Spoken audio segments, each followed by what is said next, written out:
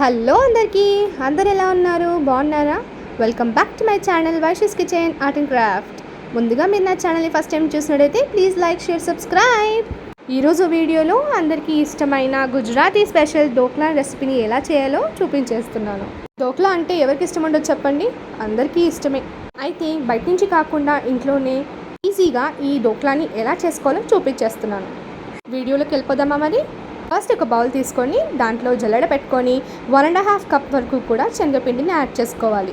దీన్ని మనము చక్కగా జల్లించుకోవాలి. ఇలా జల్లించిన దాంట్లో సరిపడంత సాల్ట్ వేసుకొని అలాగే 2 టేబుల్ స్పూన్ షుగర్ని కూడా యాడ్ చేసుకోవాలి. అలాగే 1/2 టేబుల్ స్పూన్ పసుపుని కూడా యాడ్ చేసుకోవాలి. ఇప్పుడు వీటన్నిటిని విస్కర్తో లేదా స్పూన్తో చక్కగా కలిసేలాగా కలుపుకోవాలి.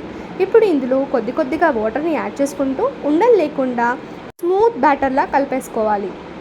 మరి ఎక్కువ పల్చగా ఉండకూడదు, అలా అని గట్టిగా కూడా ఉండొద్దు. ఇలా పర్ఫెక్ట్గా ఇలా ఉండాలి. బ్యాటర్ అంతా కలుపుకున్న తర్వాత ఇప్పుడు ఇక్కడ మనం ఒక ప్లేట్ కానీ గిన్నె కానీ తీసుకొని దానికి ఆయిల్ని అప్లై చేసుకోవాలి. ఇప్పుడు ముందుగా మిక్స్ చేసి పెట్టుకున్న బ్యాటర్లో 1 టేబుల్ స్పూన్ ఈనో పౌడర్ని యాడ్ చేసుకుంటున్నాను. మీరు కావాలంటే ఇందులో బేకింగ్ సోడా కూడా యాడ్ చేసుకోవచ్చు. నేను బేకింగ్ సోడా ప్లేస్లో ఈనోని యాడ్ చేసుకున్నాను. చూసారు కదా, ఈనో వేయగానే ఇలా ఫ్లఫీగా అయిపోతుంది బ్యాటర్ అంతా కూడా. ఆయిల్ రాసిన ప్లేట్లోకి యాడ్ చేసుకోవాలి. మొత్తం అంతా యాడ్ చేసిన తర్వాత ట్యాప్ చేయొద్దు. ఇలా యాడ్ చేసిన దాన్ని పక్కకు పెట్టుకోవాలి. ఇప్పుడు స్టవ్ వెలిగించుకొని దాన్ని ప్యాన్ పెట్టుకొని చూపిస్తున్న విధంగా అందులో ప్లేట్ కానీ స్టాండ్ కానీ పెట్టుకొని అందులో వాటర్ని యాడ్ చేసుకొని బ్యాటర్ కలిపిన ప్లేట్ని దాంట్లో పెట్టుకోవాలి. 30 to 35 మినిట్స్ వరకు కూడా ఉడికించుకోవాలి. లో టు మీడియం ఫ్లేమ్లోనే ఉడికించుకోవాలి. ఇది ఇలా ఉడుకుతున్నప్పుడు ఇప్పుడు ఒక ప్యాన్ తీసుకొని అందులో ఆయిల్ యాడ్ చేసుకోవాలి. ఇక్కడ 2 టేబుల్ స్పూన్ ఆయిల్ యాడ్ చేసుకున్నాను. తర్వాత 1 టేబుల్ స్పూన్ ఆవాలు, 4 నుంచి 5 వరకు చేర్చి పెట్టుకున్న పచ్చిమిర్చిని యాడ్ చేసుకొని అందులో కరివేపాకు కూడా యాడ్ చేసుకొని మొత్తం కూడా ఫ్రై చేసుకోవాలి.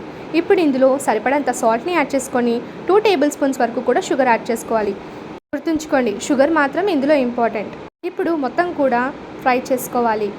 చూపిస్తున్న విధంగా ఫ్రై చేసుకున్న తర్వాత సరిపడంత వాటర్ని యాడ్ చేసుకొని కుక్ చేసుకోవాలి.